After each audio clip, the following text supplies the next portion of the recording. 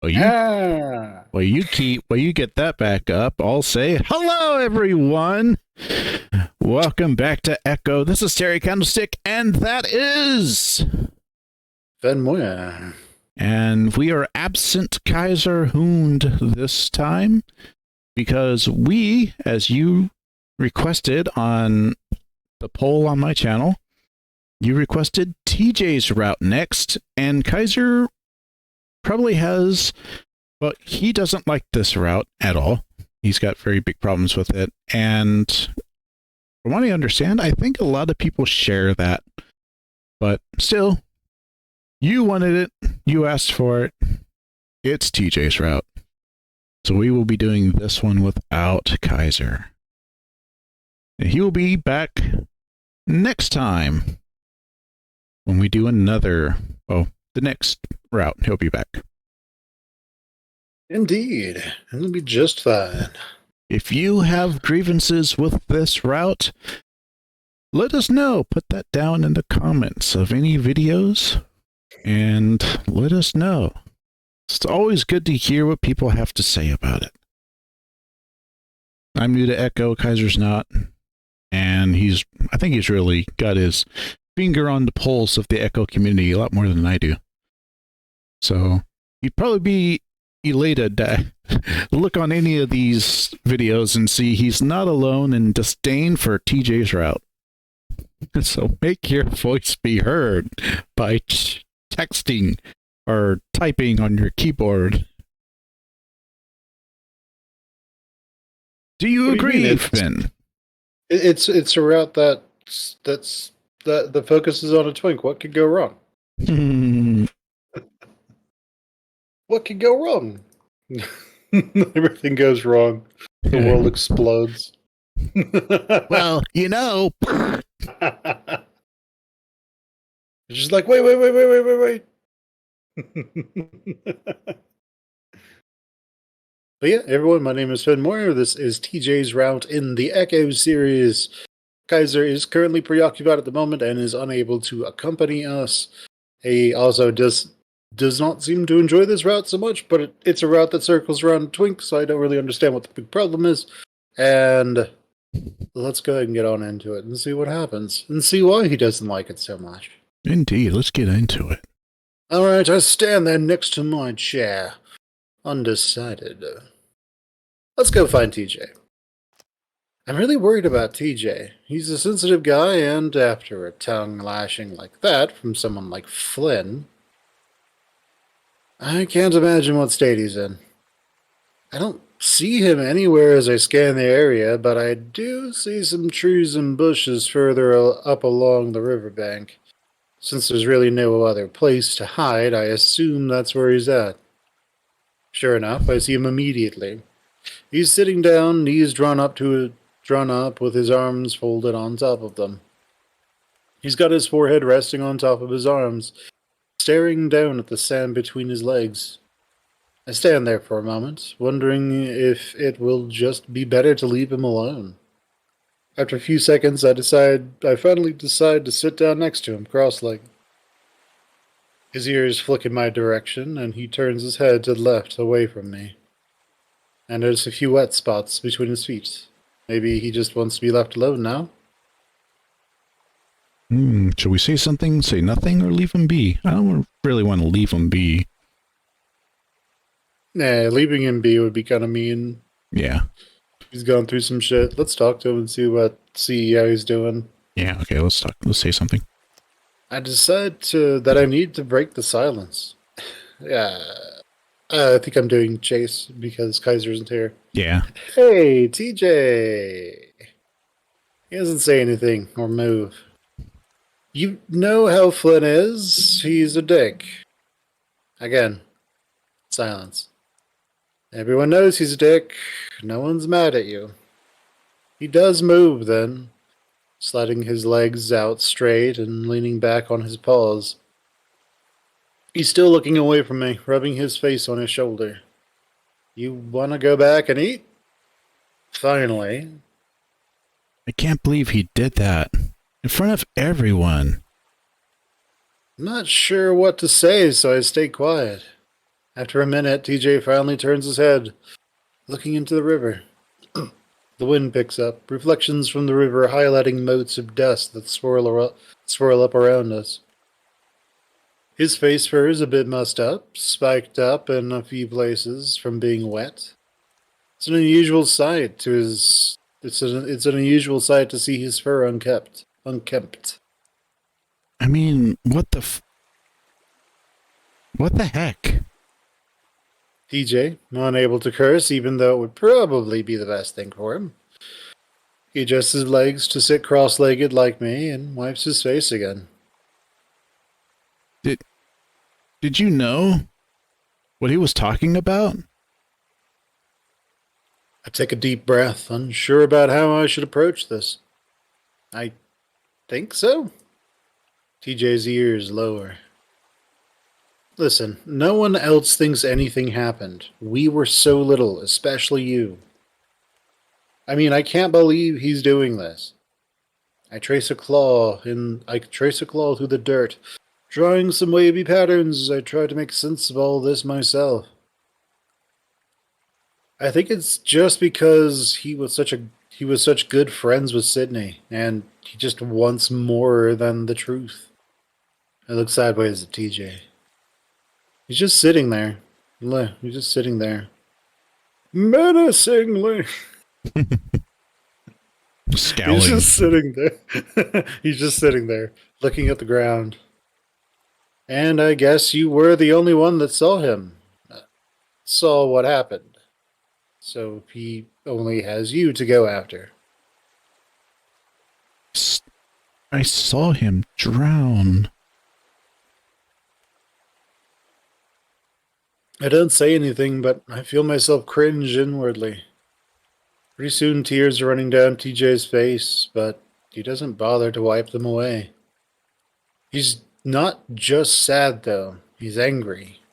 I hear it in his voice as he goes on. I saw Sydney drown, and Flynn thinks he's the only one that hurts. He thinks that he's the only one that feels like he's in a nightmare. Well, maybe. His voice cracks and he looks away from me again, wiping his face. Maybe I haven't told him everything because I don't want him to have those images in his head. TJ takes a moment to steady his voice, working to get his breathing back to normal.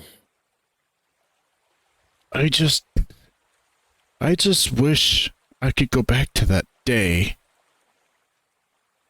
TJ, there's nothing you could have done. I know my words are meaningless crap, and I hate myself for saying them, but I have to say something. Not one of us would have been able to do anything if we were there. You would have. Well, besides, I already know I couldn't have saved him on my own. That isn't what... TJ takes a moment to wipe his face again, and when he's done, he doesn't go on. We sit in silence for a long while after that, and I adjust myself so that I can lean back against a rock behind me. I pat the ground. Sit next to me, Teej. He's calmed down for the most part, and after a moment, he does crawl over to sit by me. I pick up a few pebbles and toss them into the river. Remember when we used to call it Seawater River? Seesaw River? Yeah. He leaves it at that, so I drop it. I rest my head back and close my eyes, only then realizing how tired I am. In some way, I can see why Flynn is so suspicious, or at least why he believes there's more to the story. There clearly is. As we saw in last round. But while I do want TJ to tell me more about what happened, I could never bring myself to ask him. And I honestly feel that if I ever want to help him and with his past, I should probably come to terms with it myself. I crinkle my brow, toying with the idea of going back. It's something I actively avoid thinking about. We all do. But, like Jenna said, maybe talking about it, thinking about it, might actually help. I dig my fingers into the pebbles on either side of me.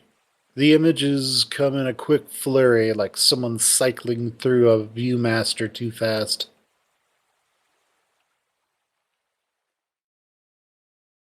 The sky is getting cloudy, the air crisp. Autumn. TJ sitting in a daze, Jenna running back to town, Flynn pulling me into the water, me grabbing onto neck scruff, pulling back to shore. Carl sitting on a rock, bawling.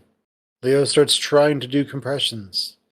And Sydney just stares. Sirens, the helicopter rotors, adults everywhere. I'm home. Mom's holding me. Dad puts on my favorite movie, my watch. Still, Sydney stares.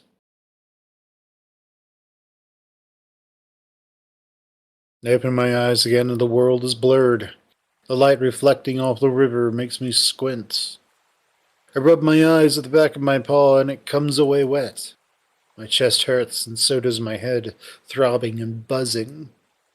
I look over and, luckily for me, TJ is leaning back with his eyes closed like I was. If revisiting that day is so horrible for me, I can't imagine what it's like for him. I decide right then and there that I'm not going to press TJ on what happened. If he wants to tell me more, he'll do it on his own accord. I kind of want to swim again, but at the same time I don't. That day really fucked up my view about water.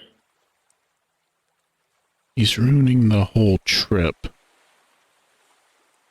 TJ speaks suddenly, and I look over at him. Fled? No, he hasn't. TJ does finally look at me then, and I'm struck by how disheveled and sad he looks. I feel anger bloom in my chest, all of it directed at Flynn, that fucking asshole. What a selfish prick. Thinking that he had the right to ruin everyone's good time just because he felt like shit.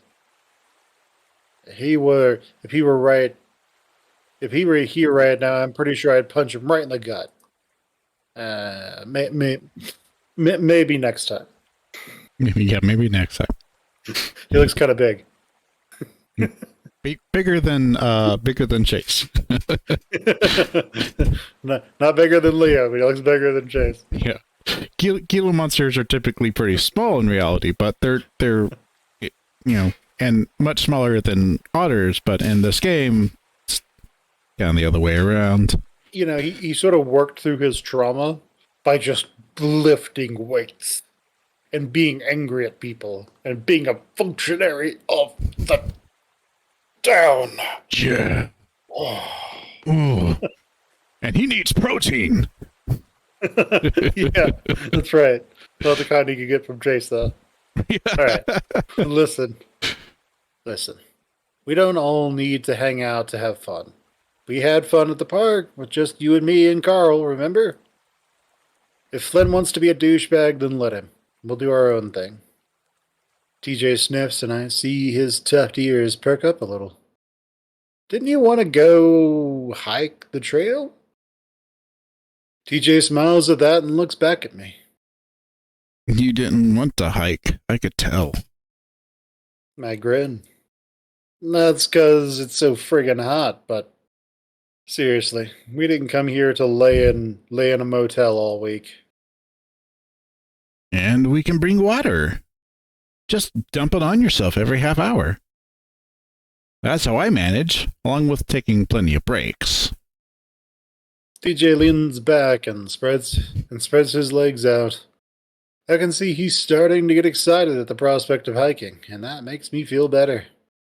Well, if you're able to do it, I guess I shouldn't complain. I look over at his fluffy form, which by itself is enough to make me sweat even more than I already am. I always thought you'd go back after you graduated high school. Hmm? The Great White North. I mean, the Great White North.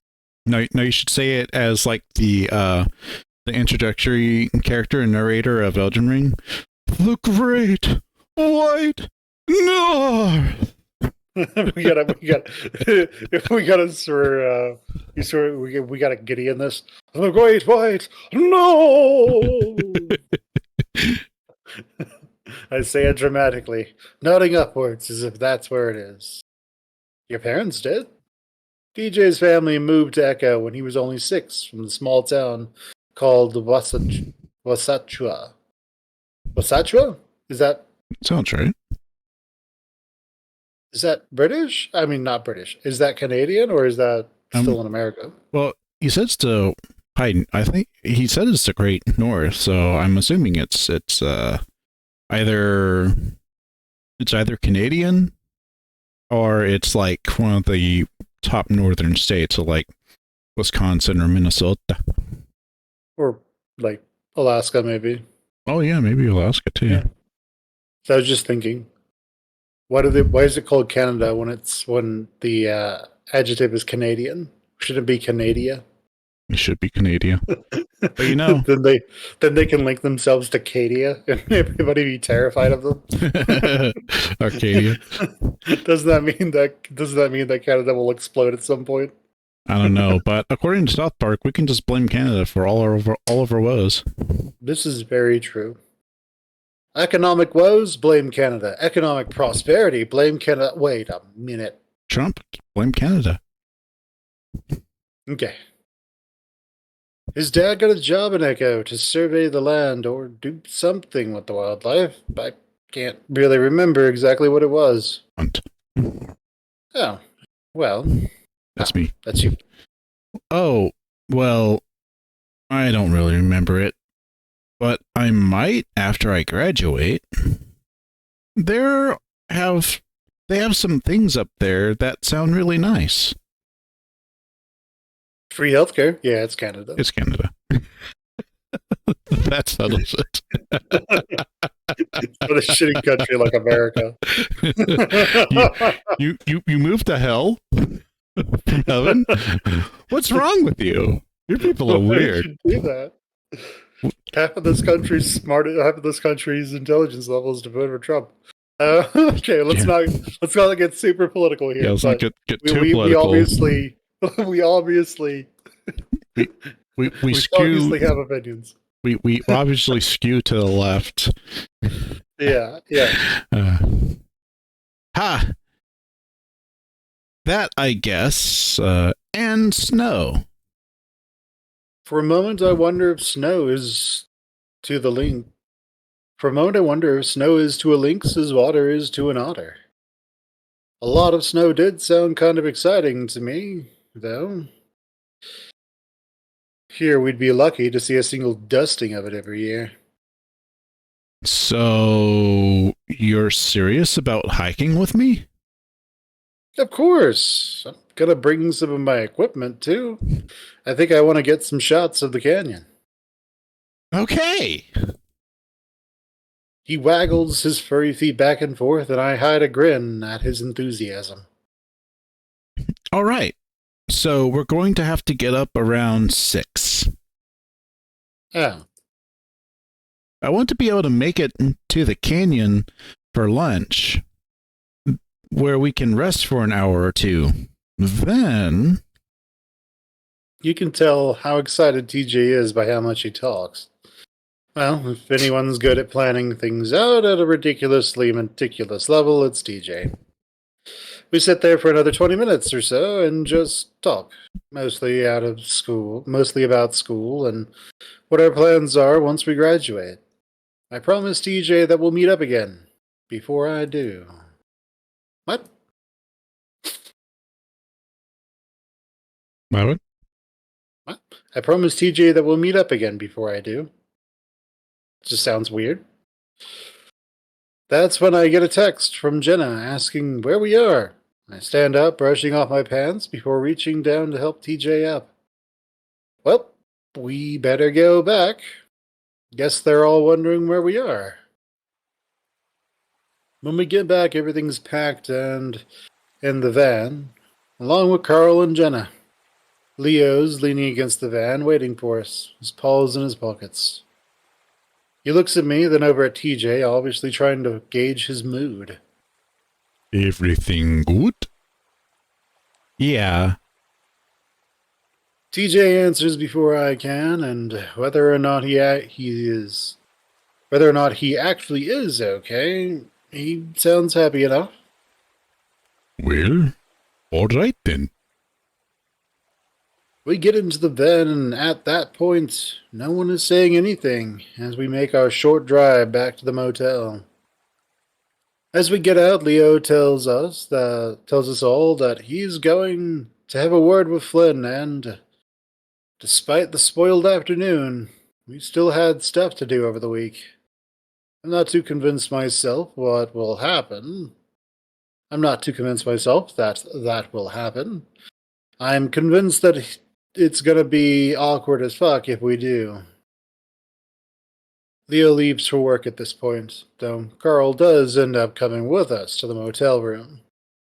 The rest of the day is pretty uneventful. We watch a few movies, then go to the diner for dinner.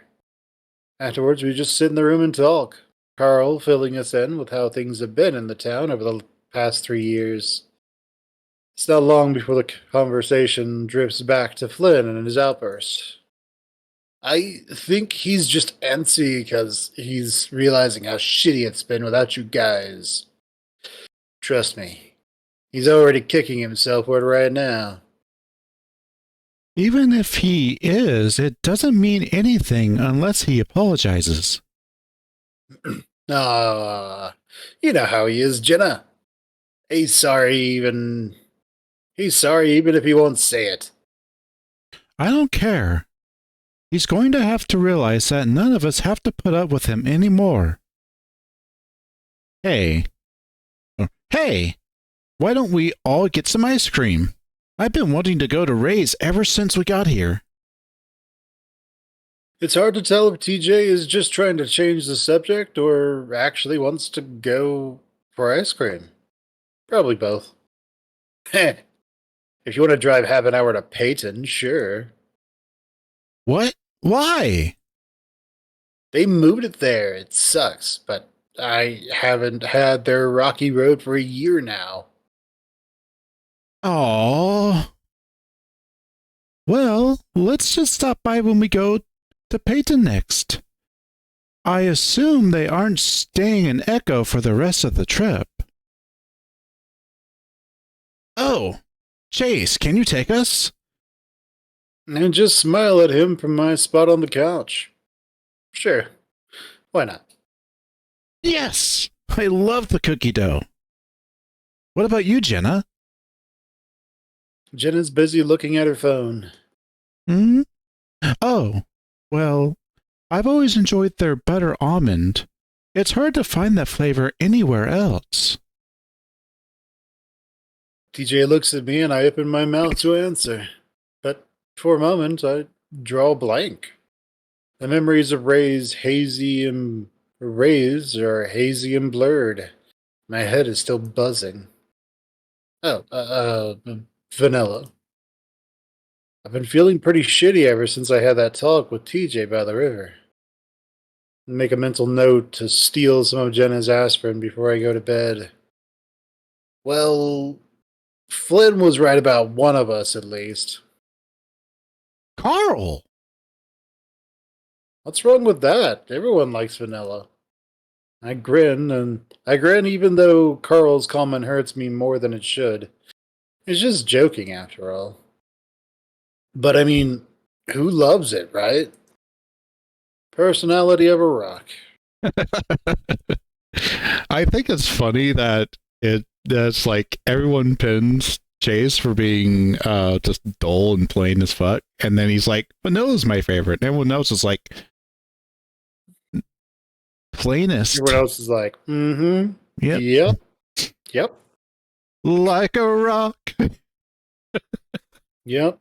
Chase, your favorite things in life are looking at the blue sky, watching the clouds roll by, No, that's Sing a actually sunrise. no, Sing a that's. sunrise every now and again. I think that's more of a TJ thing. I think Chase's whole thing is watching the current flow by in the river. I think it's more watching paint dry.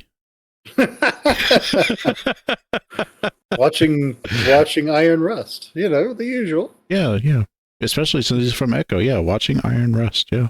He's like, "Wow, check the." He just walks in. He's like, "Dudes, come out! You got to see this." And they just walk out. There's just a train.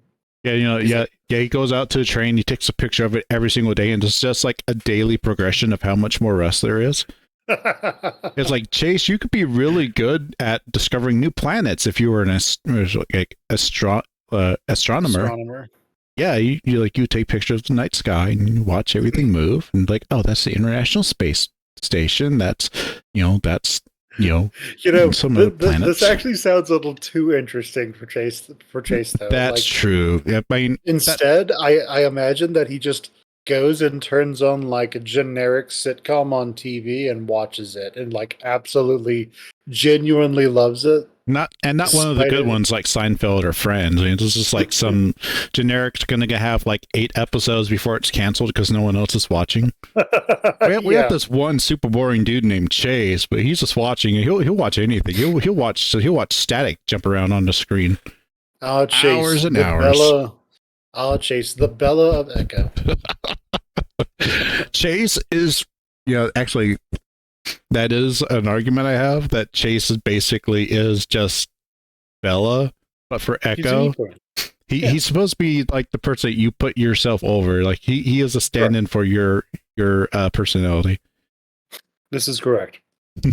He is literally a character that exists, that is so bland that any decision that the player makes is a decision that everyone will see as valid. Yeah. So yeah. Yep.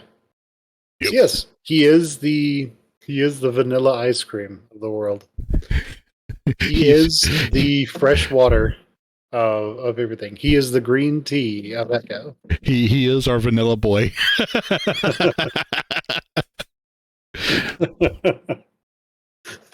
Okay. I think it's a good answer, especially if you put toppings on it. Toppings sorry, go ahead. Go ahead. I was going to say, I think toppings are too like not dull for Chase. I think toppings are too like personality trait for Chase. Yeah, it's like, hey Chase, what did you paint the outside of your house? Beige. What did you paint the inside of your house? White. Do you have an accent wall or anything? No, what's that? Don't even know. So what video games do you play? Checkers? Tetris? Maybe not Tetris. Probably checkers, yeah. World of Warcraft? Generic as generic can be. Kind of. The buzzing picks up, and I feel a dull pulse behind my eyes. The three of them continue to talk amongst themselves as I lean my head back against the couch. My eyes close. I close my eyes, trying to will away the pounding in my head. I think this is referred to as the hum. That makes sense. It's Echo waking up. Yeah. I open my eyes. The room is dark. Jenna is in her bed. TJ is in his. Carl wrapped up in a blanket on the floor. I lurch for my camera bag, then look around wide-eyed. I sit on the bed next to TJ, stare at the ground.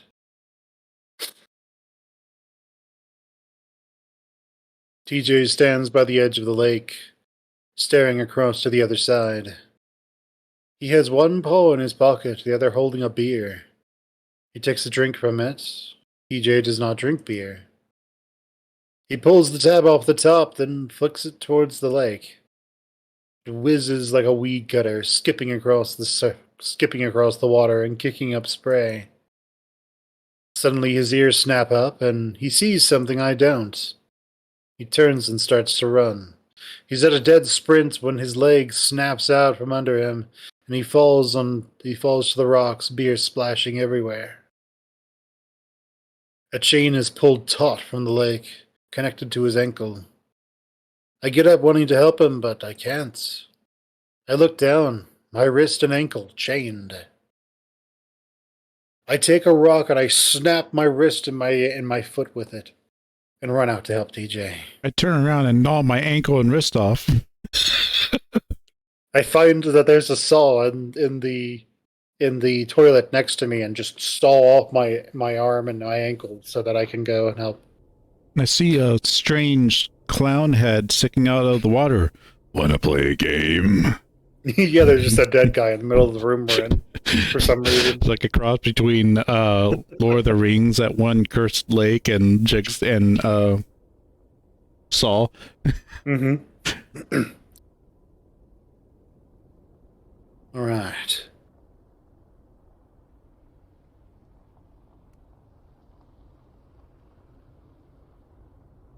Tuesday.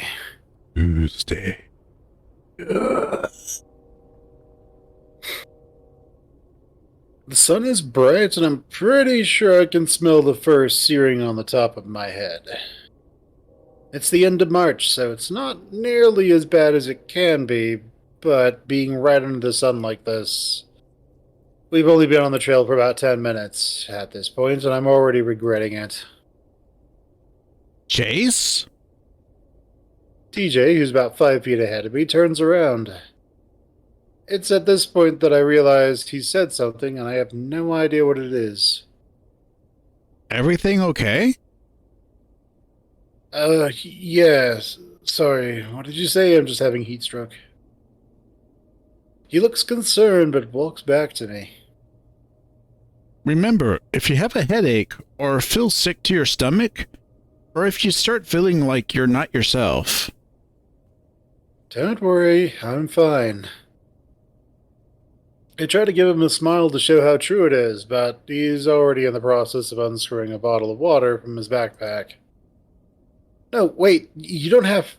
He dumps half of it over my head, and I hurriedly unshoulder my camera bag. Watch the equipment! Sorry, Chase, but you're not having a heat stroke on my watch. You know, I've studied otter psychology or physiology. You guys don't do well in hot, dry environments. He's pretty close to me, having to dump the bottle over my head. I keep holding the bag away from my body while I look down at him, water dripping from my whiskers. Otter physiology? Yeah, it's like your body. It's parts. What they do, especially the parts that are under the waist. Oh, you mean like my intestines? Sure. Think more south. Oh, gluteus maximi. Yeah, I know what you mean. And like our webbed feet, right? And the front facing parts. Toes are in the front. Let's just go. Chase wouldn't be smart enough to figure it out. No. It's a little awkward that TJ knows how my body works for some reason. Huh. Sorry. So, like, you've studied all our parts? The attempted humor is weak in the first place, but I realized too late that I'm talking to TJ and that he probably wouldn't have laughed even if it was funny. He looks a little taken aback. Oh, well, yeah, but we all have different anatomy, so it's important to... He trails off, and I can see that he's blushing. He frowns at me. Are you making fun of me? What? No, I was just trying... He turns away suddenly and starts back up the trail. We should keep going. It's an all-day hike. I follow him quietly. It's hard to judge the type of expression he just had on his face. It wasn't exactly angry. More flustered? More flustered? He knows you're flirting. Da-ba-ba. I'm pretty sure it's because he knows I like guys. Even in college, my straight male friends get uncomfortable when I joke about sex. Like they think I'm coming on to them. TJ's never told me how he feels about my sexuality. In fact, I know nothing about his sexuality. In fact, I know nothing about his sexuality. I think he dated one girl in high school, but that fell apart pretty quickly.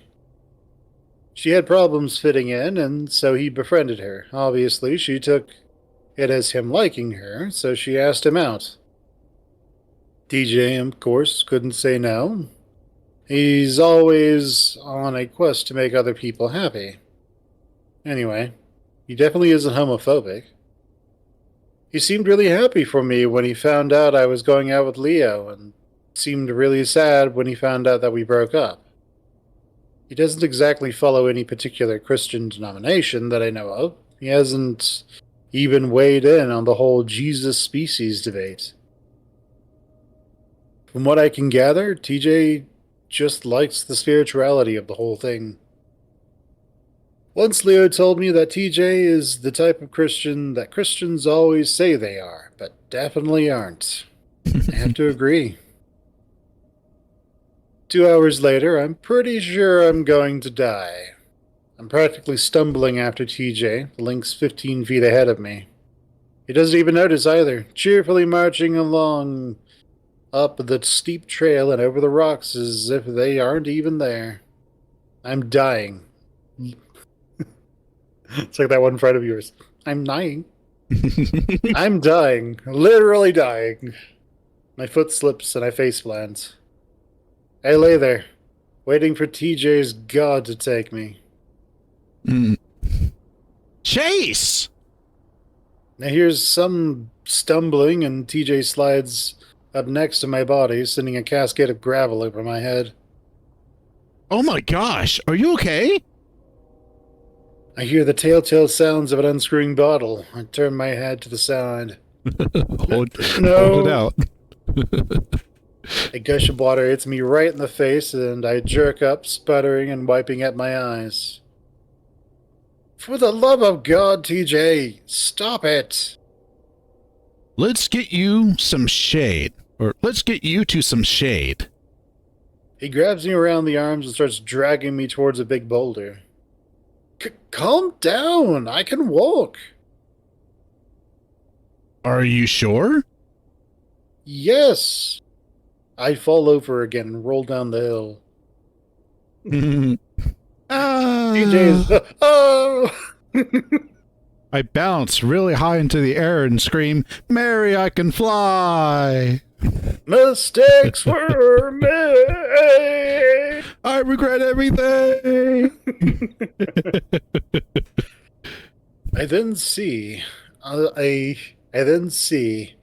lynx surrounded with a halo of light. And I think, well, all right then, fine. Guess that settles to who what species Jesus was. Yeah, I know, right? TJ's looking incredibly worried right now, hovering over me as I make my way to sit against the boulder. Huh? What? No, nothing. Yeah, I clicked on something on my other monitor by accident. Oh. Dude, I'm fine. I'm just tired. I don't know how you do it. TJ keeps watching me, and once I sit down, he kneels next to me, then runs his paw through the fur on my forehead, feeling it with his paw pad. You're a little warm. We should rest here a bit. He takes out another bottle of water. It's like he's brought 50 of the damn things. We should probably get your clothes wet. I put a paw on his shoulder. TJ, calm down. I'm fine. You sure? Because fine means frustrated, insecure, neurotic, and emotional. Are you fine? He stops babbling and looks me in the eye, the water bottle in one paw, the cap in the other. What's up? He looks at me for a second, then breaks eye contact, slowly screwing the cap back on the bottle. Sorry, I just want to make sure you're okay. I'm the one that asked you to come. Relax. I'm just being a little dramatic. All right. If you're sure. I am. I am. Like, totally. Yeah. Yeah, it's I offensive. am, but I could use a drink. He hands me the bottle. Good idea.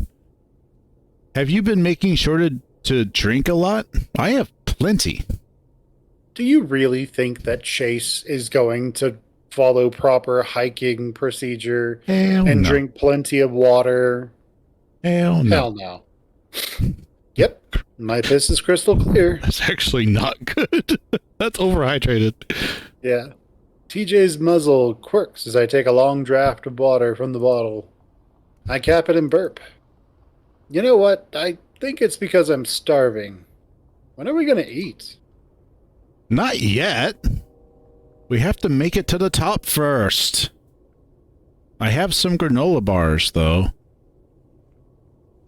Ew, dude. I'm hungry for real food. Can we just, pop some sort of restaurant here with jaundice in it and, get free food that way? John, just take my order. Yeah, don't worry. We'll just helicopter it in for you. No problem. Yeah. Yeah, instead of Uber Eats, it's Uber Hikes. Yeah. But I mean, Jaundice. She's pretty fit, right? So she could. No, that's right. It's that The she's art fat. does not match.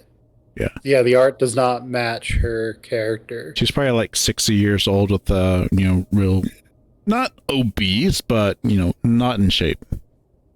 Okay. Sounds good. TJ, go for it. It is real food. Anyway, it'll be so much better if we do it at the top. Say again. It'll be so much better if we do it at the top. No, you're good. You're good. Next slide. Besides, this is the hardest way. Besides, this is the hardest part, and it's almost over. It's all downhill after this. Literally. I can tell he's getting anxious to start moving again, so I take one last gulp and get up. I don't know.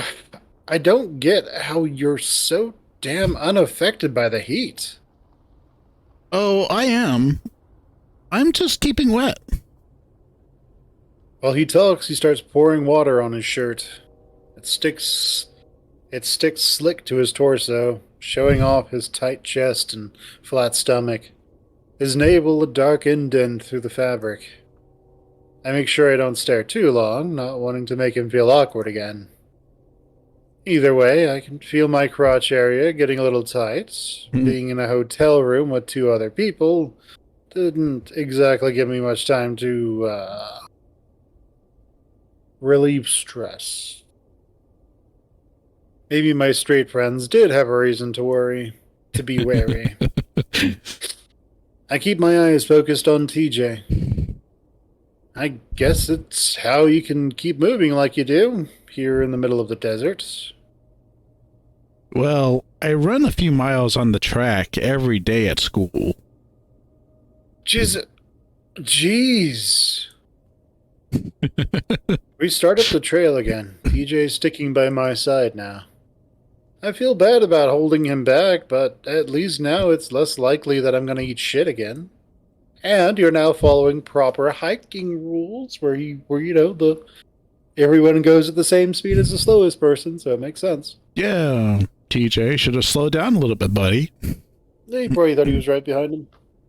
Are you not? Well, it is. He has a lynx with massive lynx ears, so he should be able to hear if, Chase isn't right behind him. Yeah, that's how I heard that. TJ, I can fly. We did it! We did it. Excellent. TJ looks over the view as I stagger up behind him. I'm not as beaten up as I was earlier, but my legs are really starting to kill me. I lean over with my paws on my knees, panting. Swimming is definitely a better way to work out. TJ turns on me abruptly, and I straighten up, smiling. He holds up both his paws, grinning. High five! I slap them with gusto, and TJ laughs, pulling off his backpack and sitting down on a rocky bench. I look at it, a little confused. What's this? A rock bench. It's always been here. I think some seniors from the old school made it. See? He scoots over, pointing at the back, and I look closer. Etched out in large letters and numbers, it says, Echo High, Class of 59. They used to paint the year on the canyon, too. You can still see some of them. Sure enough, I see some white lines on the crayon wall, on the canyon wall. A 52 here, a 72 there. The school closed after 1980, so I assume there's nothing after that. I sit next to him and lean my head back, closing my eyes. While the hike had been a massive bitch, still don't regret coming. Not just for TJ's sake, but also because there's something nice about being isolated like this. Like we're the only people on Earth. I feel a weight fall in my lap and I look down expecting to see a tasty sandwich. Instead, I find a big, fat, hairy tarantula. I freeze as my... I said, eat up. Yeah, I know, right? Bon appetit. I freeze as my brain processes what's going on. Then I scream and take a swipe at it, at the same time doing some sort of spastic dance to the right. I slide off the bench and onto the ground where I roll several times to get it away. Holy fucking shit! Fucking shit! Son of a bitch! I roll to my feet and stumble back further away from the bench, eyes scanning the ground for the giant ass spider that is sure to be after me. That's when I realize TJ's laughing.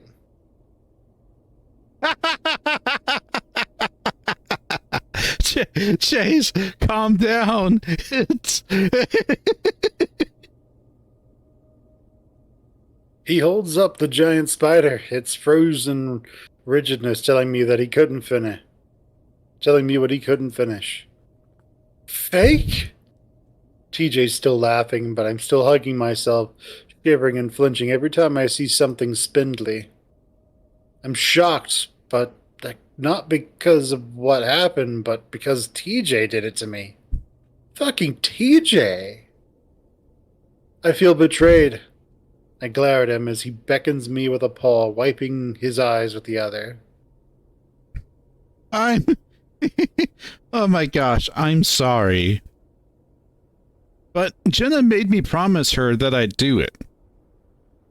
That figures. Jenna is the type to always play pranks, and yeah, I hate to say it, but it's because she's a fox. It's just how they are. When they play tabletop games, they're always playing illusionists and enchanters, all this other bullshit. It's so complicated. You can't even keep up with them. Yeah, foxes. I rub my arms up and down with my paws, shivering again. I can't believe you! You know how much I hate spiders. One of my worst fears had always been that a tarantula getting... One of my worst fears had always been that of a tarantula getting into my room.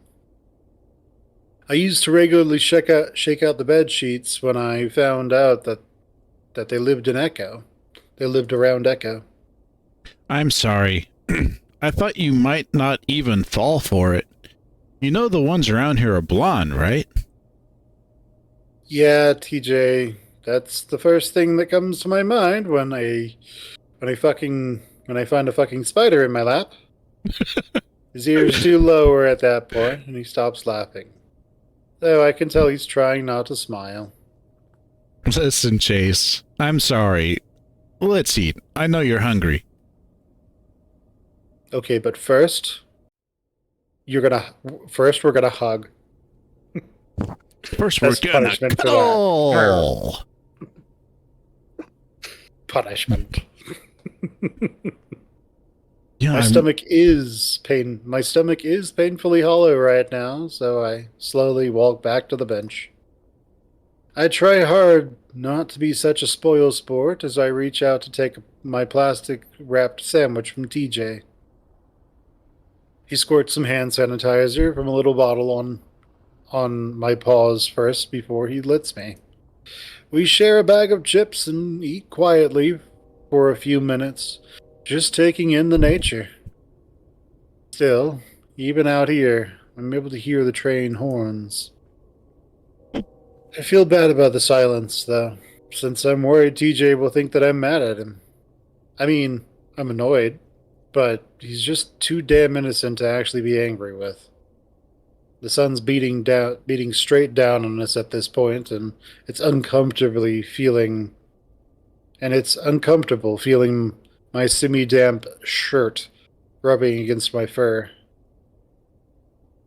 Setting aside my food for a moment, I strip off my shirt, the wetness giving me a bit of trouble. As I do this, TJ stiffens up next to me. I look over at him, and right away it's pretty clear that he's trying not to look at me. I wonder if TJ is just one of those guys that's embarrassed about showing any kind of fur. He only ever took off his shirt to swim, and even then he always seemed embarrassed about it. At that moment, both our paws slid into the chip bag, and at the same time, TJ jumps, pulling his paw away. I look over at him, quirking an eyebrow. Sorry. For what? Never mind. I watch him take out his phone and look over his messages. Then he turns the screen off. When he turns the screen off, he pauses. I realize he's looking at his reflection, adjusting the fur on his face, pawing at both sides until he seems satisfied. Yes. Clearly, this is super straight guy behavior. Absolutely. Yeah, I do this in my phone reflection as well when I'm surrounded by other guys. Yeah. Yeah, totally straight.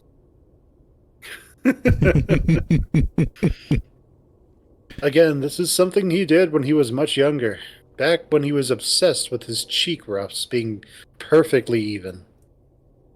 I don't say anything, though, and just keep eating, bouncing one of my knees up and down. Then I see a blonde, huge-ass spider out of the... It's damn awkward, and I can't figure out why. Usually, it's really easy to talk to TJ, mostly because he had a lot of things to talk about. I try to think of something to say. Remember when I made fun of you for the way you used to say sorry? TJ gives me a bright, high-pitched laugh, and that makes me relax, feeling like I just broke the ice on some first date. Yeah. It's one of the first things you said to me. I'm so...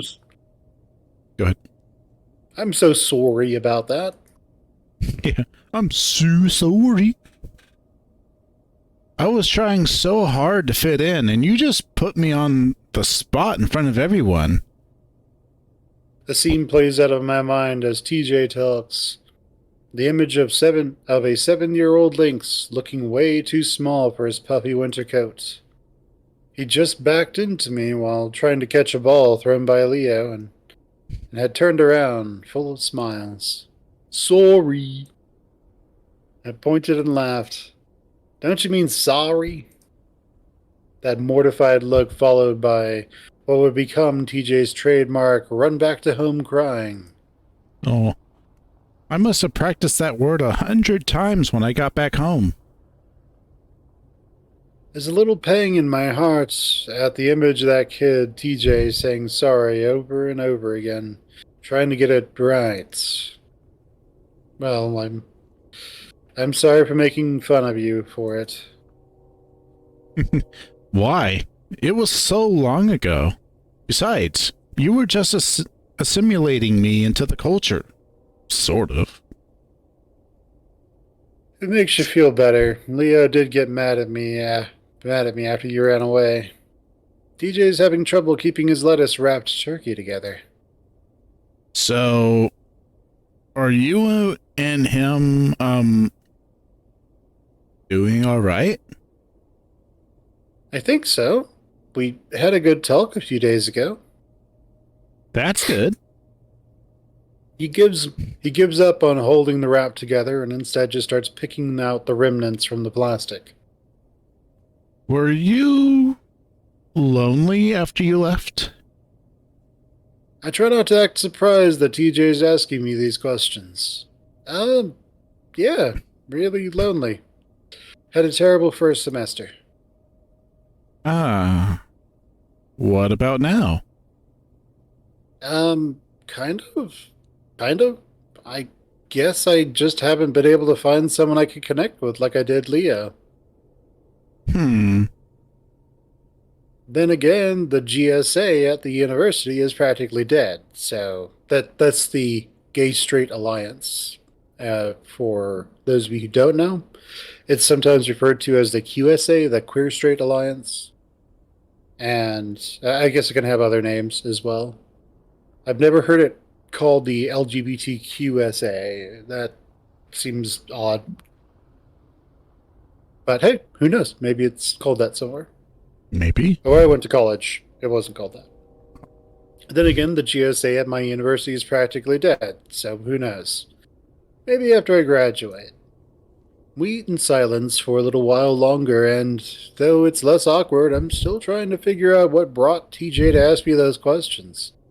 Chase, you truly are completely 100%, a billion percent clueless, aren't you?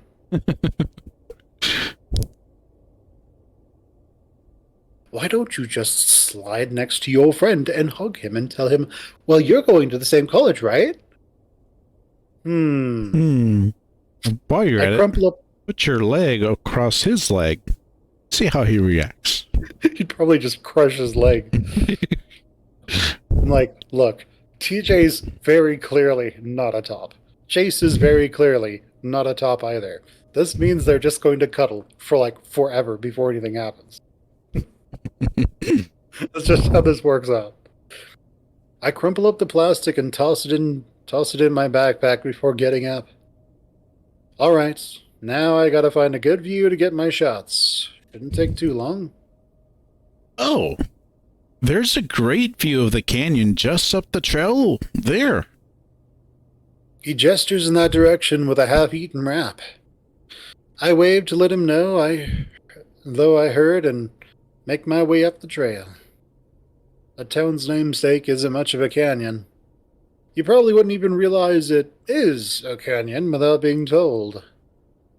I sidle up as close to the edge as I'm willing, taking a look over the side.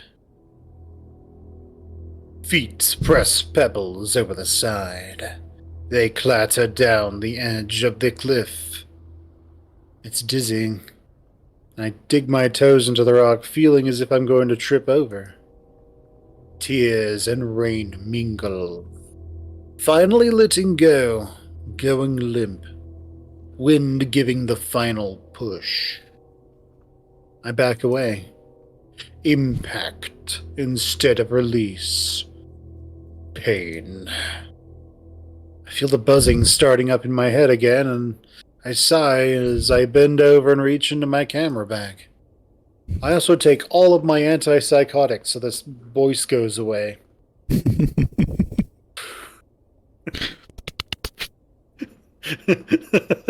Again, now I'm just imagining Chase was like It's like someone just walks up there like, oh man, there's a humming sound again. Why did I take the entire bottle? The whole bottle. Start tripping out a whole different way. I assume that would not be a good thing. Probably not, no. Thinking that's supposed to last you for a month. Yeah, I don't know what that would do. Ladies and gentlemen, if you are on antipsychotics or antidepressants, do not take the entire bottle. If you start hearing a humming sound, probably not be good. Yeah. But if you are going to, talk to your psychologist first or your psychiatrist. Yes, your psychiatrist. Yeah, let them know that you're thinking about this. At least get an idea of what's going to happen if you do that. They can tell you. Yeah, also, if you're going to tell your psychiatrist that you're going to just take an entire bottle of pills all at once, just make sure that you don't have anything planned for the next, 7 days. Because you will be getting forced into some facility of some sort. Yeah. Yeah.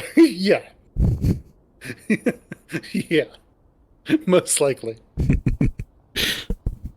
I almost wish I could stay here until sunset, since the canyon would be a great backdrop for it. But I definitely don't want to hike back in the middle of the night. It doesn't take long. About 5 minutes later, I've gotten all the footage I need. Hiking all this way definitely isn't worth it, but of course, that's not the reason why I did it. You finished? TJ walks up behind me as I bend over to put my camera away. Yep. He hands me a bottle of water and I take it from him gratefully, pouring it over my head in jest. The fur flattened down all over my body. TJ looks at my torso, his muzzle quirking at the corner a bit. You know, you kind of look like Jared Grizz. I raise an eyebrow at him. The survivalist from the Wilderness Channel?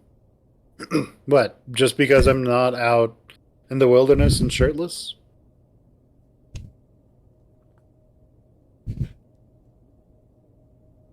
Well... You saying all otters look the same? No! I mean, not just because you're an otter. I mean, your bodies are... What do you mean by you otters? I mean... Again, TJ's got me questioning certain things about him. TJ, I'm kidding. No. Yeah, right. Of course. He rubs his shoulders sheepishly as he slowly walks up the edge next to me. Wow. He gets closer to the cliff, though he does it in a manner in which he's spread out he's spread out his legs and arms, bracing himself against the ground. He peers over the side, looking absolutely ridiculous. We're up so high. I smirk, sneaking up behind him. Ooh. Yeah, we're not gonna shove him. We'll grab him, though. Yeah, we'll grab him, get him back. Yeah. Gotcha. I grin and suddenly slap both my paws on his shoulders. Ah! He fluffs up to twice his size almost immediately and flails around like a cartoon. Though I'm sure to keep my grip firmly on his shoulders, one of his windmilling paws catches me in the stomach. My laugh is cut off in a grunt, and I quickly pull him back before he can accidentally launch himself off the cliff. Jesus, TJ, calm down. His waving paws finally catch on to my fur, and before I know it, his arms are wrapped around my body. I stumble back, clinging to him as well. We stand like that for a few seconds, and I can't help but feel guilty. And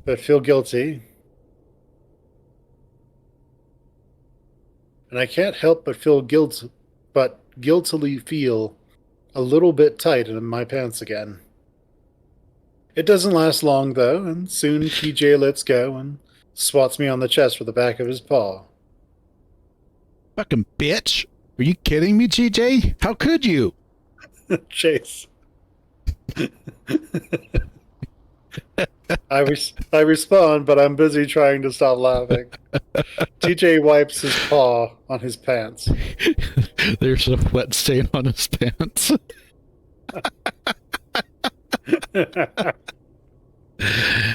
You got all your sweat on me. Hey, you didn't think I'd get you didn't think I'd get you back after the tarantula prank. It wasn't real. I could have died. Calm down. You're safe now. I put a paw around his shoulders and pull him close. He tenses up but does relax after a few seconds. You're all wet and sweaty. You'll air dry. We stand there for a while, not really ready to head back yet. That's when TJ lets out a sudden, loud yell that almost makes me jump out of my fur. Okay, before we do that, I actually want to go back and save because I want to see what happens if we do push him. So I think we could save and then go back to that.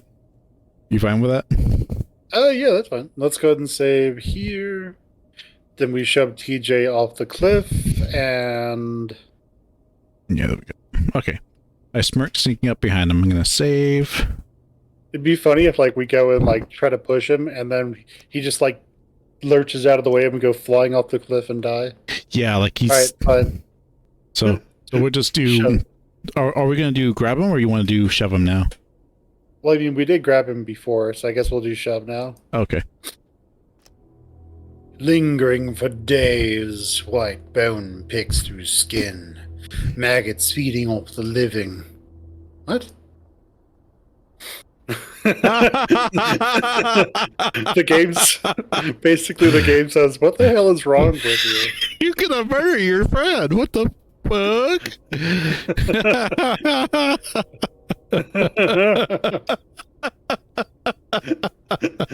The game is just like, the fuck is wrong with you?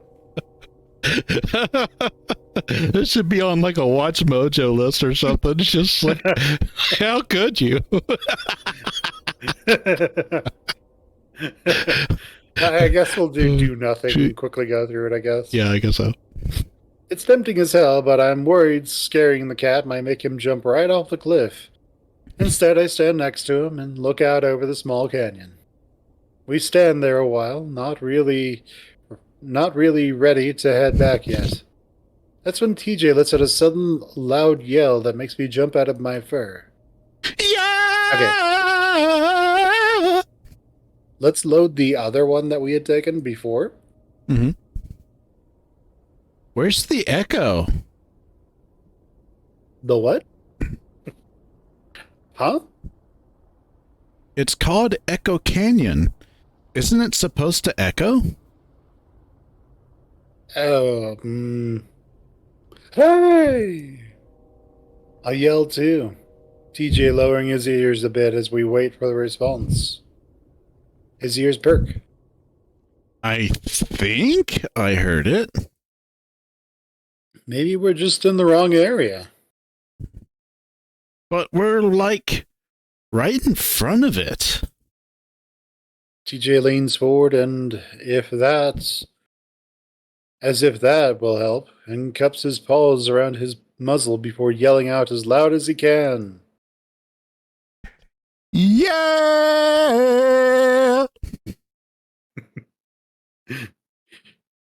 Yep, he just goes over there and he's like, Ooka chaka, ooka chaka, ooka. I can't stop this feeling.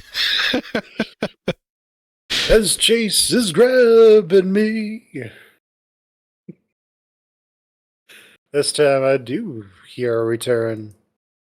It's muffled, scratchy, ugly, but it's an echo, all right. DJ makes a face. That sounded kind of creepy. Yeah, no, it's only the Hasselhoff. Well, what did you expect? Everything's crappy here. Including echoes. Blah. Bleed. Again, we're answered with a raspy, ugly response. My voice twisted and distorted. Seems a bit silly to name the entire town after that. I think it fits. I grunt a little as I sit down, spreading out my legs with a sigh. TJ does the same, except with his legs crossed. You really hate this place, don't you? Oh, yeah. He looks sideways at me. You don't? Of course not. All of my best friends are from here. I mean, some of it's bad. Some of it is bad. But why let the bad taint the good? I make a non-committal grunting sound, thinking about how you could just cut the bad out of the good and, have a better life. Yeah. I wish we all could have come up here. He really does look disappointed, and I feel bad about that. What? I'm not good enough. TJ giggles. I really am glad you came. It means a lot. It would have been pretty lonely otherwise. I look over at him, and he's giving me the eye.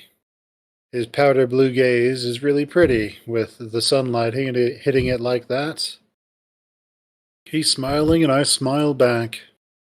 Suddenly, his phone buzzes. He breaks eye contact to adjust his sitting position so he can get it out of his pocket. Probably Jenna checking in on... I turn to look back at him while he goes quiet. He's furrowing his brow at the phone, as if trying to figure out what it says. Everything all right? Slowly his face relaxes, but now his expression is dull, his eyes glazed over. TJ?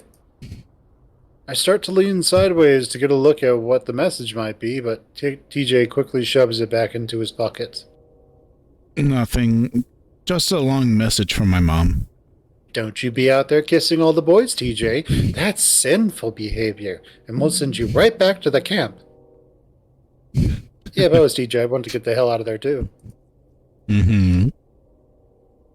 I can tell right away he's lying, which is fucking crazy because I don't know TJ.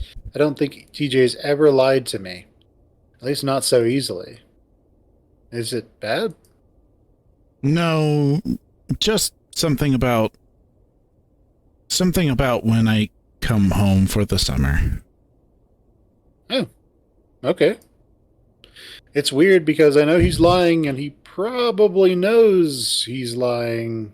He probably knows that I know he's lying. But still, here we are, playing along.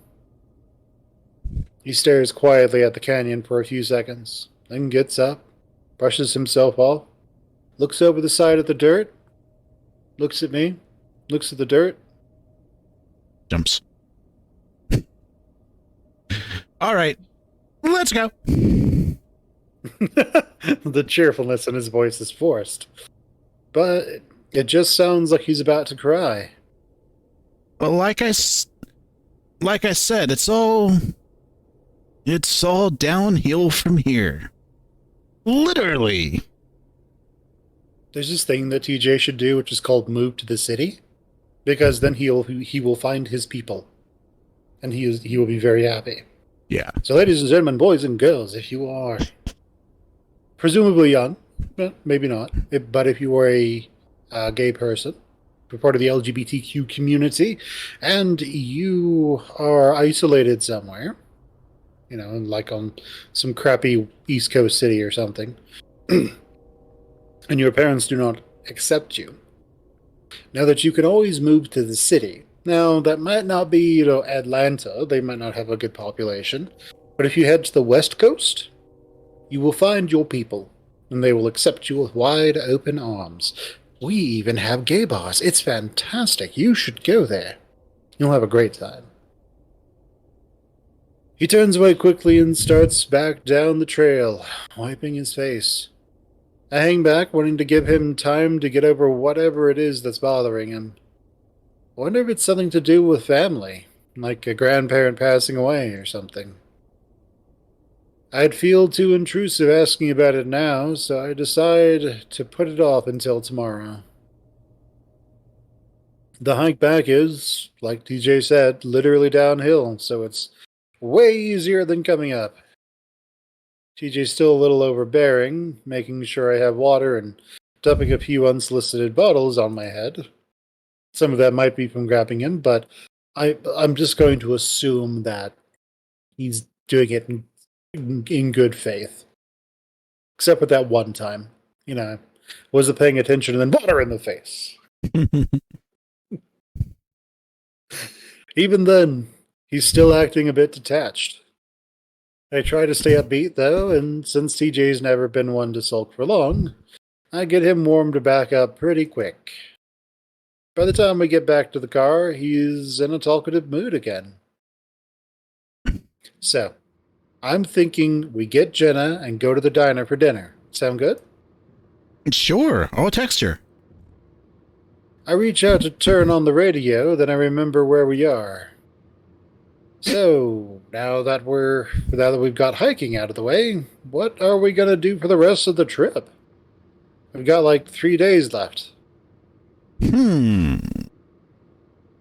TJ rests his elbow against the door, tugging at the fur on his chin. Well, there are more trails than just that one. We could hike those too. I cringe inwardly at the thought of more hiking, but I don't say anything, and I'm pretty sure TJ knows I'm not into it. But you still need to do stuff for your project too, right? I could help you with any research you might need to do. Maybe. It's pretty boring stuff. Well, the work, yeah. But hanging out together would make it fun. I grin at his eagerness. I can hear Leo in the background. Chula. No, Chula, no. Spend time with me. It was the entire reason I set this all up. I want my other hole back. Well, alright, but I warn you. It's a pain in the ass. But... TJ smirks at me. Chase, you don't have to try so hard. Anyway, I just want to help. Turns out Jenna just walked from the motel to the diner, not really wanting to wait for us. Me and TJ step inside, greeted by the smell of what you'd expect at any diner. Burgers and fries. I'm flooded with old memories. It's a place that I had gone to eat every weekend for over 10 years of my life. That's why I look the way I do. Fat as hell.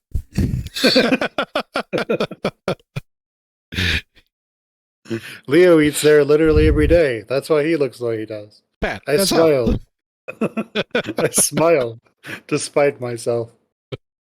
While I complained a lot about Echo, this place held incredibly happy memories for me, most of which involved my 5 friends. We see Jenna right away as she steps out from a booth next to the door. Hey, boys. Hey. What's up? We make our way over to the booth. TJ's sitting on the opposite bench while Jenna steps back to let me pass and sit next to her. She wrinkles her nose as I do. Whew. Maybe you should have showered before you got here. Thanks, Jenna. TJ probably smells too. Nah, he smells fine. Of course he does. Thanks, Jenna. And don't blame Chase. Otters are, naturally musky. I decide to not say anything instead pull a menu out from the metal holder and flip through it.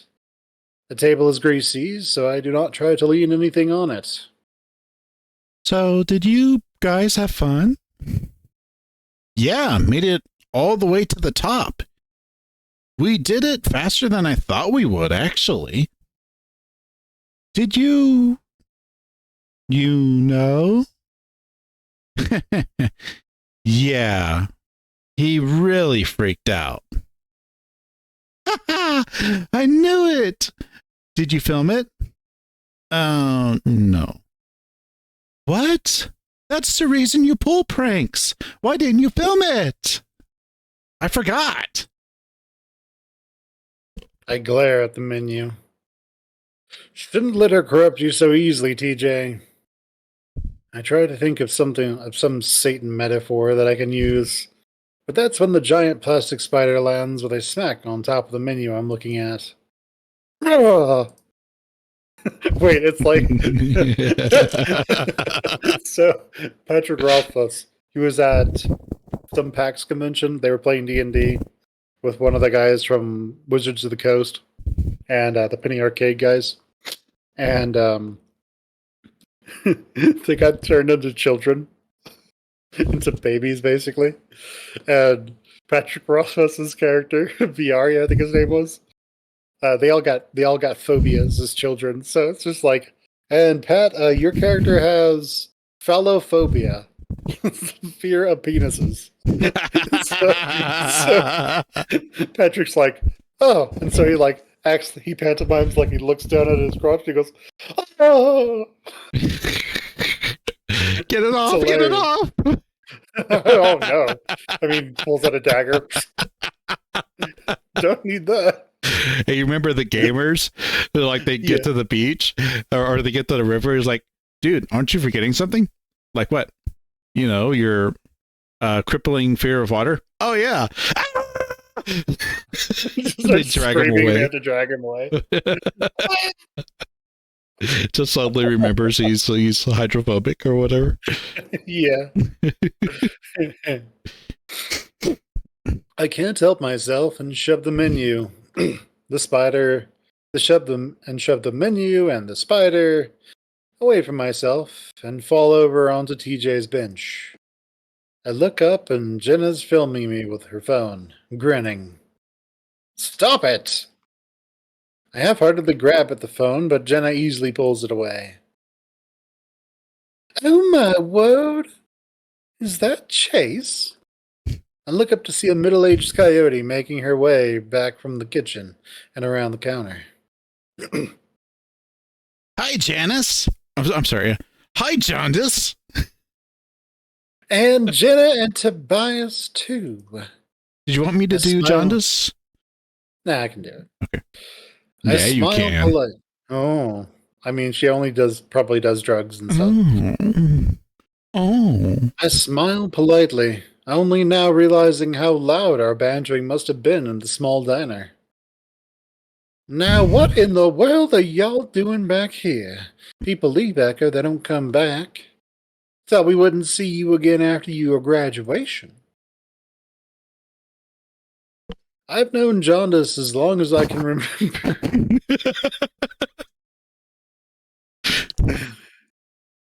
Her always having worked in this diner. In fact, she started when she was about our age. Just like most of the people in town, though, once you're comfortable, you don't move much. Chase is filming the town for a school project. We decided to make a little reunion out of it. Well, isn't that nice? I'll bet Leo's mighty happy. He's been talking non-stop about you three since y'all left. Yeah, he pretty much organized the whole thing. Jaundice suddenly makes a face. Phew-wee! That's ripe over there. My face burns and I sit harder on my tail, staring at the menu. You know, I think Duke sat here. Forgot to spray some scent neutralizer. You know how weasels are. Yeah, it's certainly not my hike-induced swamp ass. No, totally not. I feel Jiffin stiffen up next to me, but thank God she doesn't say anything. Yeah. Anyway, how have you been, Jaundice? Jaundice leans her hip against TJ's bench, clasping her paws and leaning an elbow on the back of it. Oh, can't complain. You haven't missed anything, trust me. Actually, I've been meaning to do a little spring cleaning. Not looking forward to it. My back doesn't bend like it always did.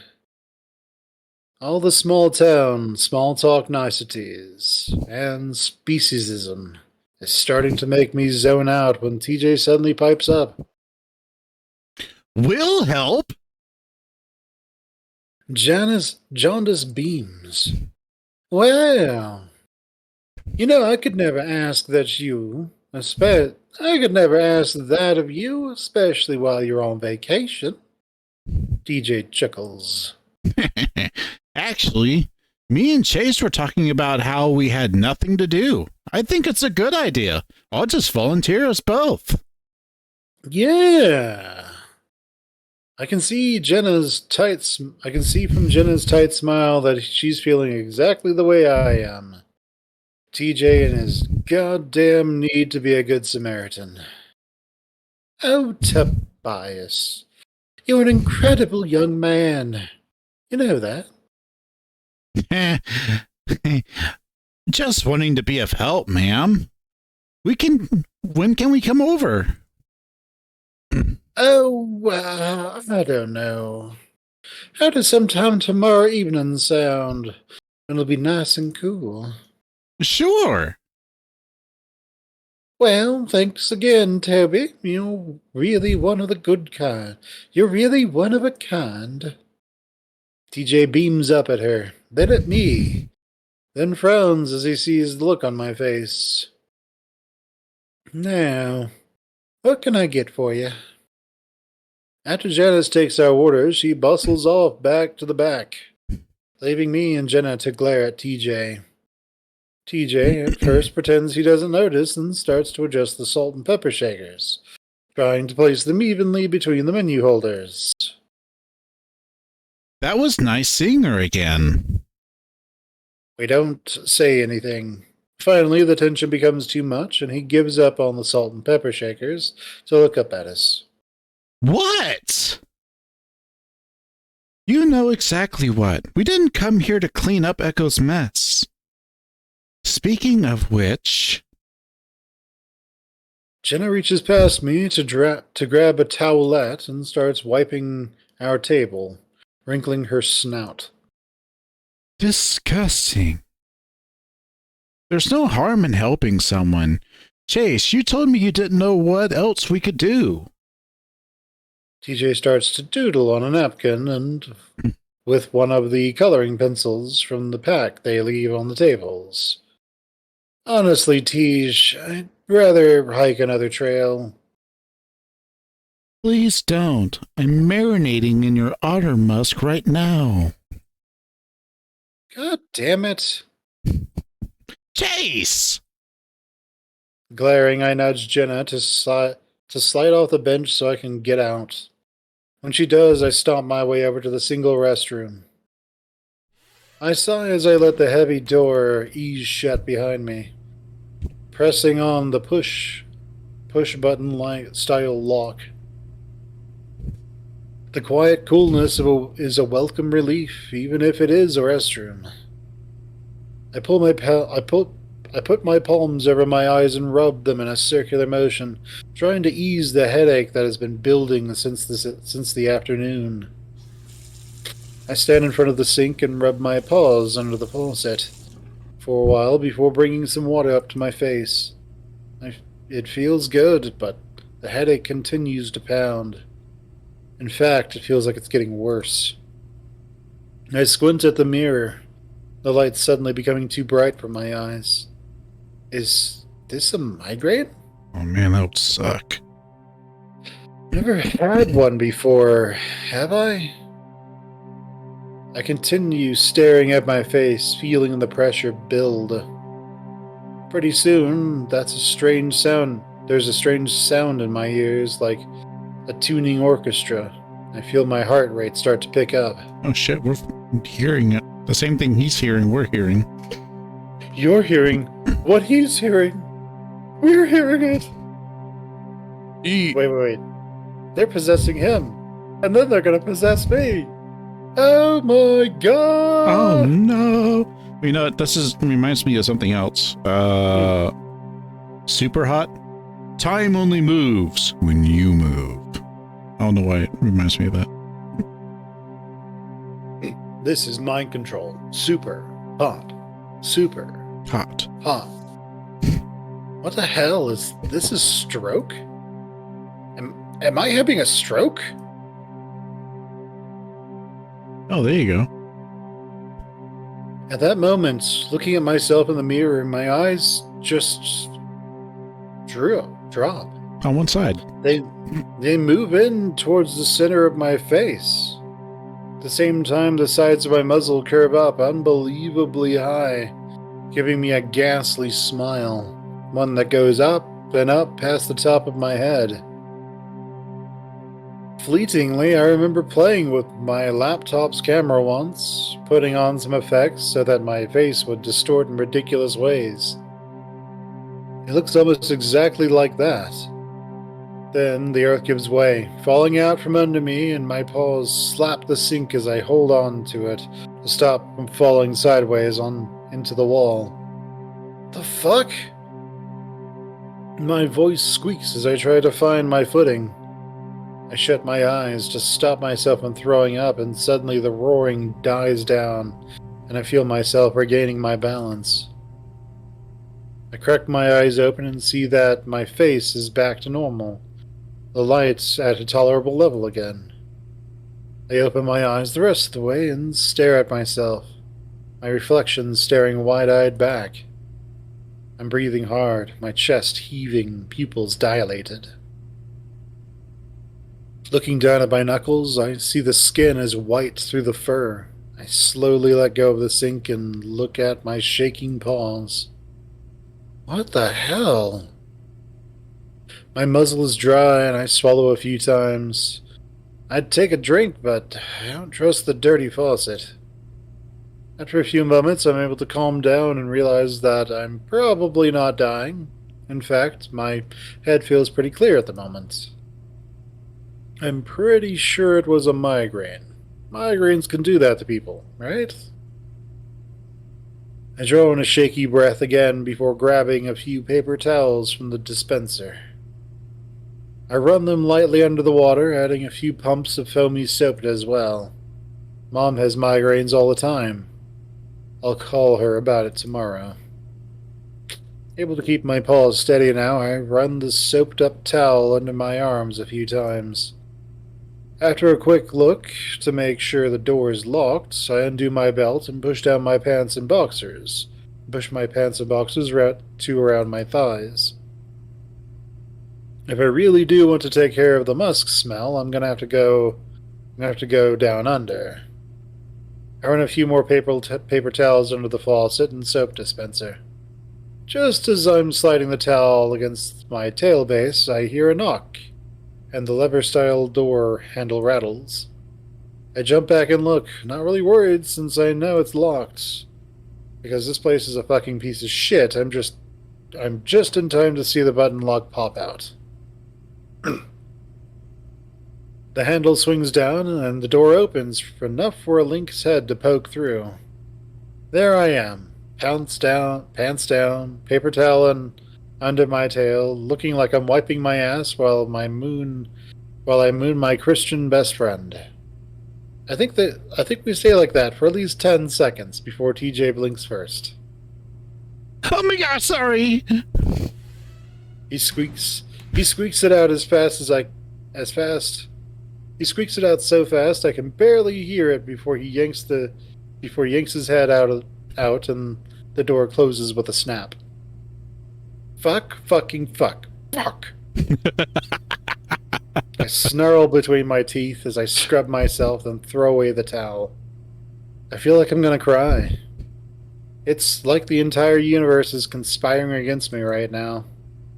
I sigh and wash my hands, realizing that the longer I delay going out there, the stupider I'm gonna look. When I come back out, I see TJ stand up immediately. eyes straight ahead as we walk past each other before he heads into the bathroom. Jenna stands up to let me back into the booth. Everything all right? Yep. We sit back down. As we sit back down, Jenna sips from her glass of water, then starts sucking on an ice cube. So I know TJ had fun, but did you? I drum my fingers on the table, still feeling a bit numb from embarrassment. Yeah, it was fine. About as miserable as I thought it would be, so no surprises. Honestly, honestly, I kind of wish I'd gone with you two. Oh, yeah? Then I remembered that AC is a thing, so I didn't feel that way anymore. At least you're built for that kind of weather. True. Doesn't mean I have to like it. So, what'd you do? Sit around all day? I studied for a while, then Flynn and Leo came by, actually. Oh, really? Yeah, they wanted to have lunch with us. Leo was pretty disappointed when he found out you weren't there. Huh. They brought a bunch of presents for Carl and had me choose which one I wanted to give him. How thoughtful. Jenna shrugs. Anyway, Flynn was pretty quiet. She doesn't say anything more, so I press her. Oh? Yeah, just kind of subdued. I guess he might be feeling sorry? I don't know. Well, here's hoping he comes around. Anyway, they're planning a surprise birthday party for Carl. Isn't that not for a few weeks? Yeah, but we want to have it while we're all here.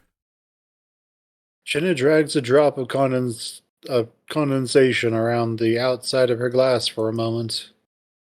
Just between you and me. And don't tell TJ this, because I told him I wouldn't tell you.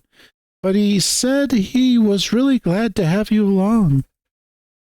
He says you're what he misses most about this town. Really? That kind of surprises me.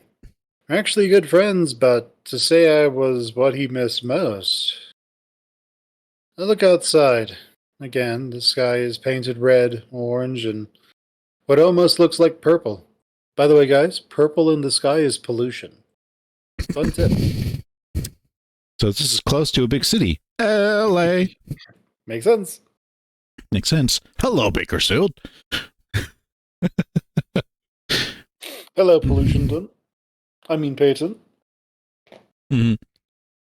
You drew this so I could see what happened when he pranked you, to make up for not recording it. I look back down at the table as Jenna slides over a napkin TJ had been doodling on. A stick figure with a thick tail, I assume me, is lying on the ground, his mouth bigger than his face. As he screams. Next to him is a giant spider. Standing over them both is a stick figure with big tufted ears. I assume TJ, with its stick arms up over its face, clearly feeling guilty. Cute. Isn't it, though? Despite my sarcasm, I really do think it's cute, especially the TJ figure. Shit. What? Forgot my purse. She stands up. I'll be right back. Huh? Why? I'll pay for you. Don't worry about it. The motel's like 5 minutes away. You can pay me back. Bye. But she's already out the door. I sigh, watching her make her way down the road through the window. That's when TJ slides back onto his bench. I quickly look down, feeling my cheeks burn all over again. Sorry about taking in the view for like 10 seconds. I just wanted to see your ass. I assume he was just in shock, like, oh, this is what this feels like. I mean, bye. He was just like, Then he comes out, and Jenna's just smirking at him, like, hey, TJ, you should buy bigger pants. Those look kind of tight on you. And he's like, oh my gosh, oh my gosh, oh my gosh, oh my gosh, oh my gosh. Rip it out, rip it out, rip it out. No. That's wait. That's what you do with the other kind of wrinkles. Why does this feel so good? Why does this feel so good? But why is this so sinful? Sorry about that. Just wanted to wash up too. I don't know why. Considering TJ looks kempt no matter what he does, I force myself to look up. Funny drawing. He looks at the napkin and gives a little laugh. Oh, ha ha ha. She showed you that. She showed that to you. Wait, where'd she go? Forgot her purse. Oh. We sit there in unbearably awkward silence for a little while before I finally sigh and lean my face against a paw as I stare hard out the window.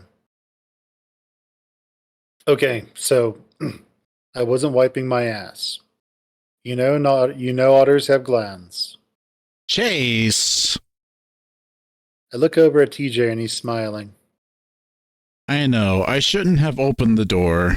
You were just taking a while, and we were wondering if you were all right. You were just taking a while? Oh, you didn't get the rest of that? No. I know. I shouldn't have opened the door, but you were just taking a while, and we were wondering if you were all right.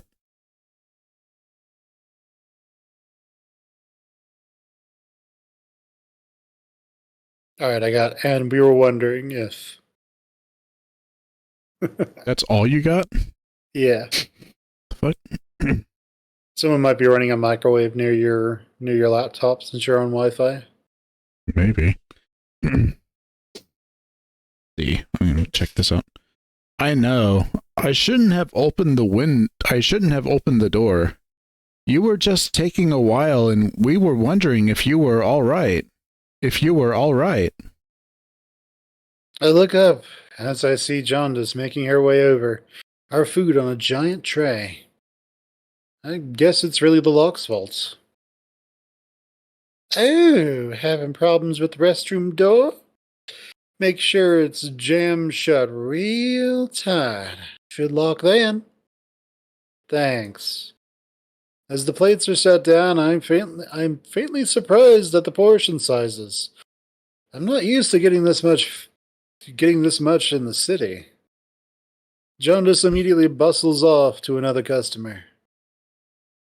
And you know, I look up from my giant sandwich and fries, grabbing the ketchup bottle.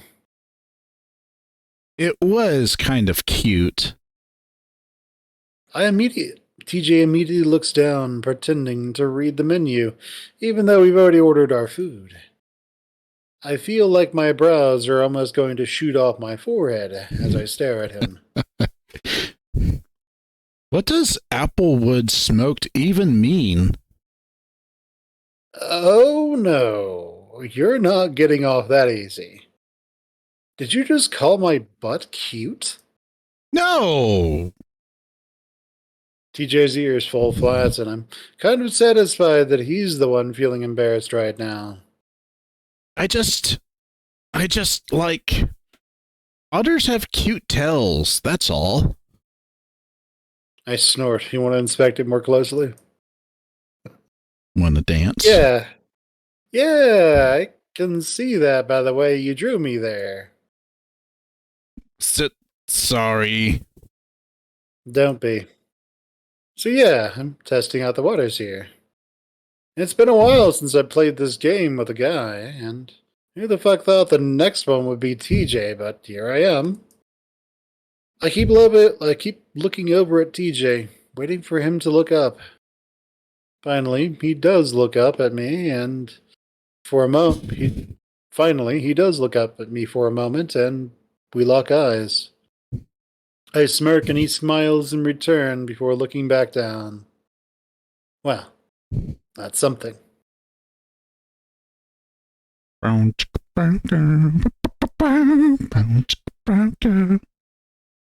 sit on a big rock next to the shore, watching the tiny waves lap at the smaller rocks. Across the lake, maybe half a mile away, I see my friends, all of them, floating on something. It's my car. They're in my car. Leo's driving. He's got sunglasses on. Even from the distance, I see him look across the lake at me. He waves, then makes finger guns, then makes a finger gun and shoots at me, making a clicking sound with his tongue. Flynn sits next to him, head back, sleeping. Carl's drawing on his face. Jen is sitting in the back and reading, and reads. And TJ, where's TJ? There he is. He's swimming after the car. Colors fall flat. I feel sticky and sick. Something isn't right. I'm at the canyon again, and I'm looking over the edge. TJ's on the ground, staring up at me, maggots in his eyes. Something moves in the bushes next to him. Something. A paw? Is that a paw? It reaches out towards TJ. The lake. I'm staring at the lake, but the day is clear. The sky is blue, and there are things in the water. 5, 6 foot, just 5, 6 things float in the water. Bodies float in the water. They all float down here. I watch the bodies float, bobbing up and down, and one looks really familiar. This isn't right. This isn't me. What is this? Something across the lake. I see something across the lake. There's a tool shed. A tool shed across the lake, and I see the door open. There isn't a tool shed next to the lake. Something steps out.